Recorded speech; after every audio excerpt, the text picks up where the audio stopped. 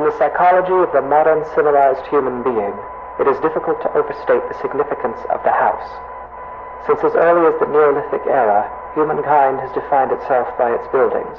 Buildings for worship, buildings for socializing, buildings for protection, even buildings for the commemoration of the dead. But of all the structures that mankind has invented for itself, there is little doubt that the house is that which it relies upon most completely for its continued survival.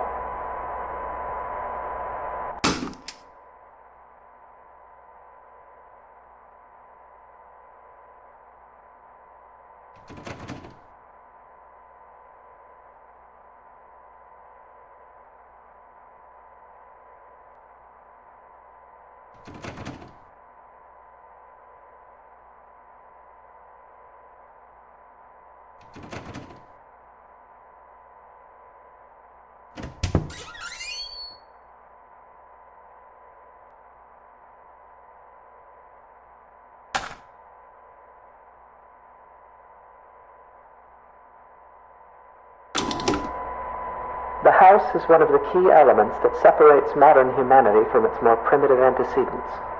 No other creature goes to such lengths to create lasting, permanent shelter for itself, nor regards such shelters with such reverence and import.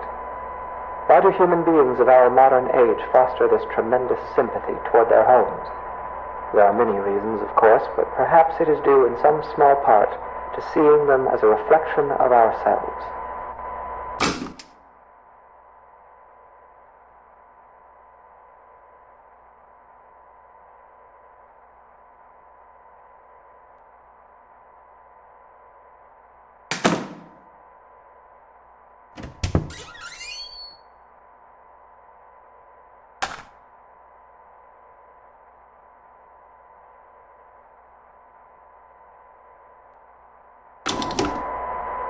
The anatomy of the house is such that this analogy is less superficial than at first it may seem.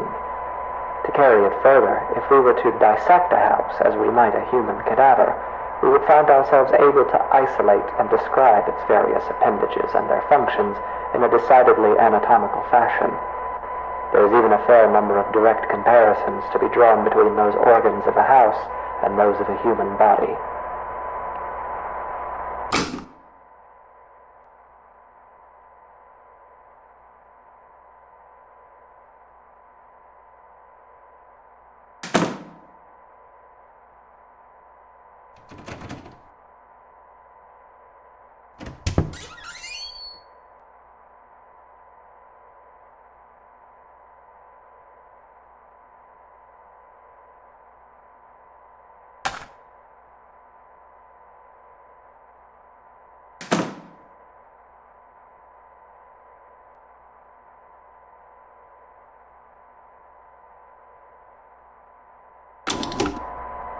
For example, let us examine the living room. Often the dominant space of a house's ground level, as well as typically the center of activity in a well-populated home, the living room is very much the heart of the house. While a human heart circulates blood to oxygenate the body's extremities, the living room circulates people, activity, communication. It is the room most likely to be found beating, as active and vivacious as its name would imply. The comparison is only strengthened when we consider also that the living room is most commonly the room to contain the fireplace, making it additionally a locus of actual physical heat.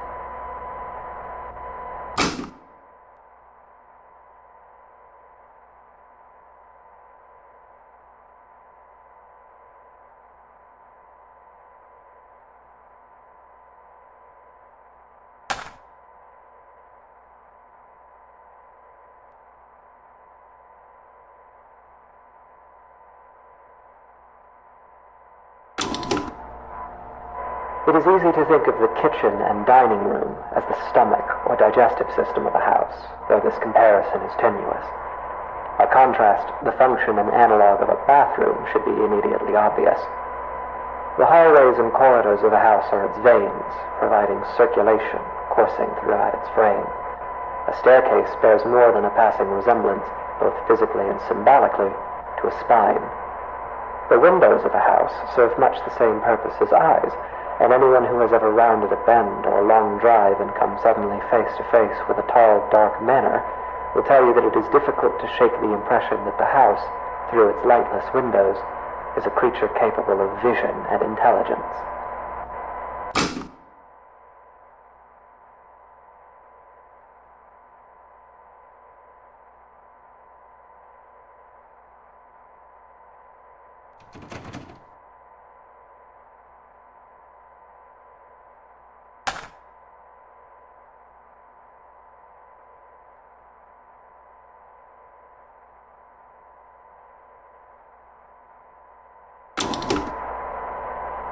The bedroom is perhaps the room that most eludes direct comparison in this fashion.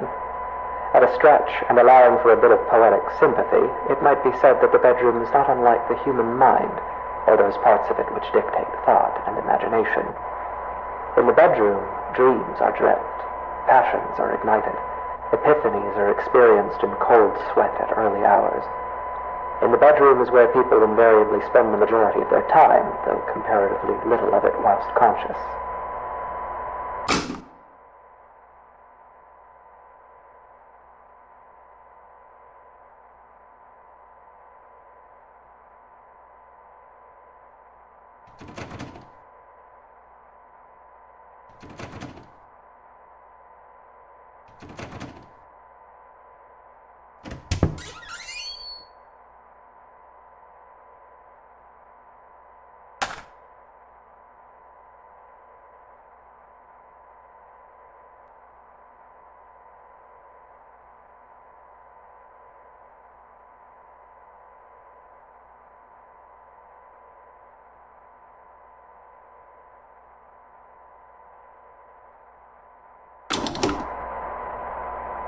And yet this analogy is an incomplete one, for obviously the mind is an exceedingly complex thing. If the bedroom represents the thinking, dreaming part of the brain, then it is the basement that represents those lower, unconscious parts. The basement is dark. It is buried. It is a place full of cobwebs where memories are stored. A poignant comparison, truly. Often the unnerving uncertainty that comes with considering the deeper aspects of the human psyche is not unlike gazing down at the swimming blackness pooled at the bottom of a basement stairwell. It is a place we spend our childhoods filling with monsters that will lay for years in patient silence. It is a place that, barring some specific errand, we seldom ever want to go.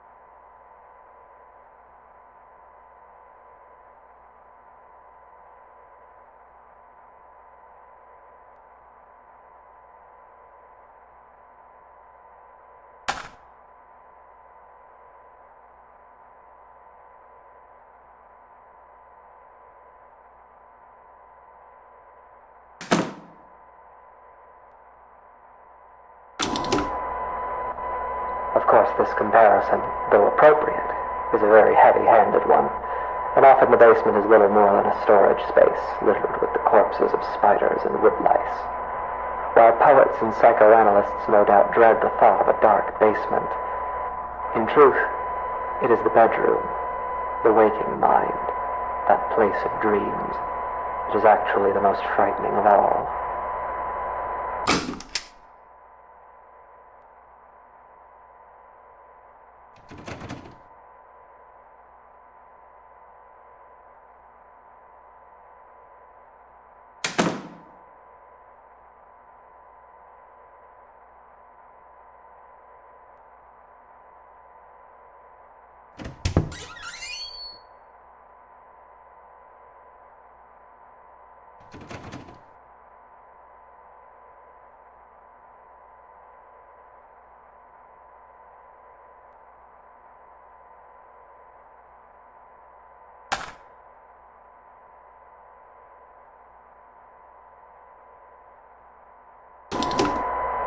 It is here, in the bedroom, that we are at our most vulnerable. Each night we shut our senses to the world for hours at a time, trusting in the house to keep us safe until next we wake. In this state of extreme vulnerability, we will spend something like 20% of our lives. Anything might stand beside us, watch us, keep us company until dawn, and we would never perceive it. We can only pray that the house will not let such things carry on as we sleep. In this way, during these hours, the bedroom seems less like a mind and more like a mouth. For it is here that the house is most likely to betray us.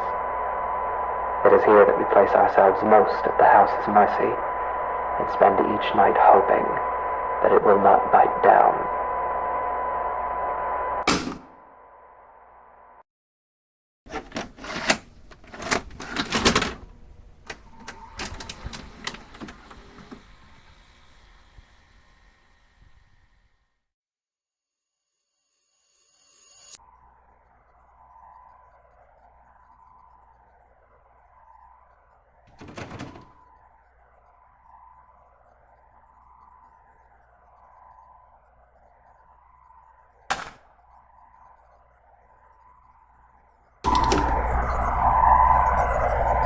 In the psychology of the modern civilized human being, it is difficult to overstate the significance of the house.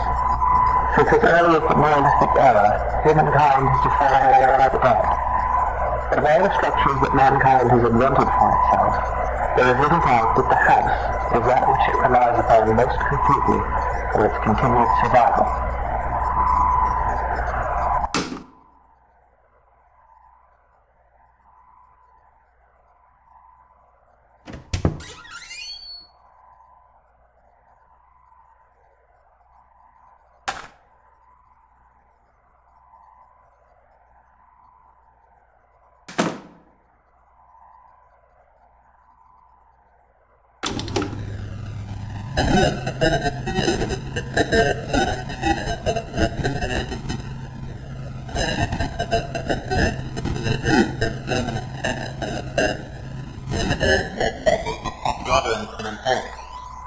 Why do human beings of our modern age foster this tremendous sympathy?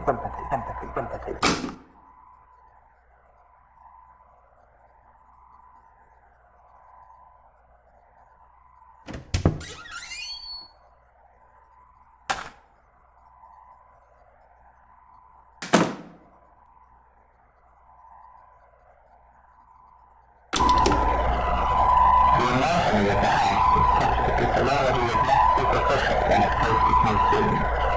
To tell you further, if we were to dissect the house and unite the human together, we would find ourselves able to isolate and describe its various appendages and their functions in a decidedly anatomical fashion. There is a fair number of direct comparisons to be drawn between our quarters to the house.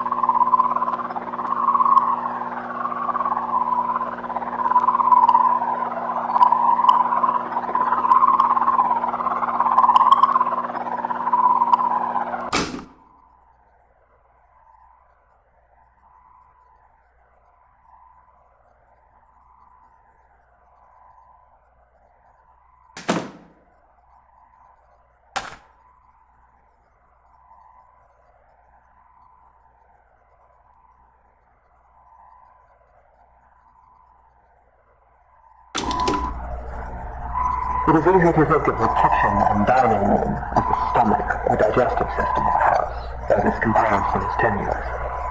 By contrast, the function and analog of a bathroom should be immediately obvious.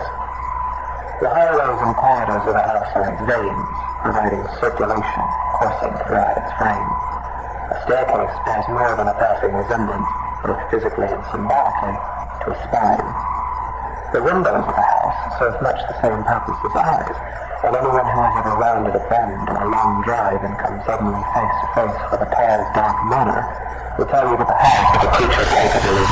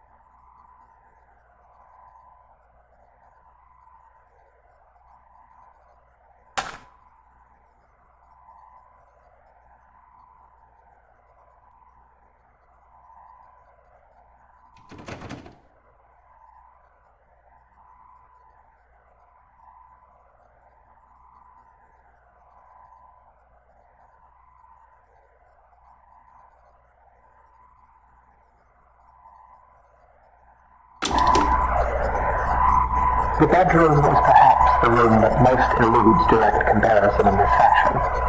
At a stretch, and allowing for a bit of poetic sympathy, it might be said that the bedroom is not unlike the human mind, or those parts of it which dictate thought and imagination. In the bedroom, I dream that there are teeth growing all over me, everywhere on me and in me, like cysts or bone spurs. They're loose, but I can't remove them because I have no hands. I look out through the bedroom window and I see a truck approaching. A young man steps out, approaches, and enters through the front door.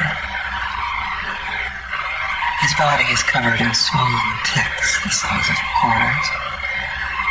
He's walking through the downstairs hallway and laughing. He begins urinating on the wall. He spits on the carpet. He's moving through the first floor, breaking and upsetting things. He goes to the basement and stands at the top of the stairs. I'm angry at him, so I slam the door and he falls down. I can feel his bones snapping. The ticks are bursting, oozing old black blood everywhere. I can feel them being ground up, dissolved and torn, splitting and shredding. I leave the door closed. I close my eyes and try to sleep. The teeth continue growing on me until there's nothing left of me but teeth and gums and sinew. The basement is dark.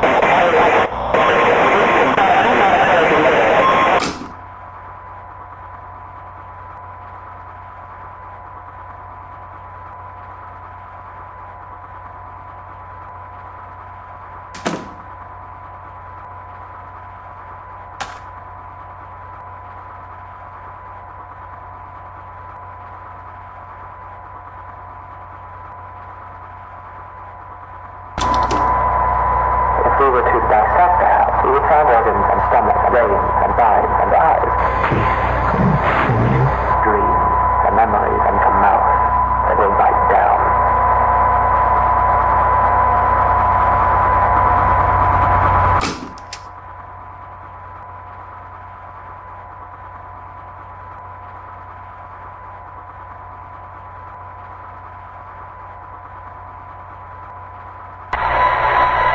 There is an important distinction that must be drawn between the words dissection and vivisection, a distinction that would appear to be lost on you. Your purpose was to listen, and yet at every turn you have pried, you have prodded, and you have interfered. Have you not been paying attention? Did it not occur to you that as an organism existing within a greater organism, your intrusion would be felt? And still you harassed. And now, like the wayward spider who witlessly settles upon a sweeper's tongue, you will be swallowed. Because the truth is this. When a house is both hungry and awake, every room becomes a mouth.